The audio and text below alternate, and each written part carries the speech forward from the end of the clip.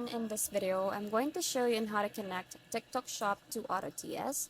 So in this tutorial I've prepared 6 steps. Step number 1 is to log into your AutoDS account.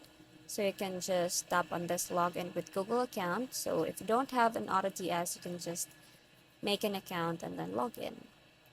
Step number 2 is to navigate to settings and select stores.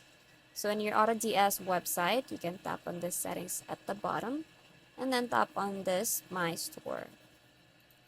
Step number 3 is to click Add Store and select TikTok Shop from the list.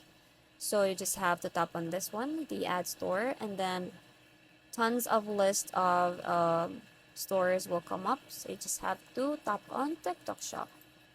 Step number 4 is to log into your TikTok Shop account when prompted.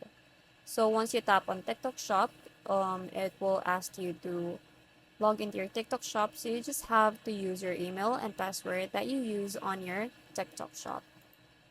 Step number 5 is to authorize AutoDS to access your TikTok Shop by granting the necessary permissions. So tap on this one and then you just have to grant the necessary permissions so that AutoDS can access your TikTok Shop.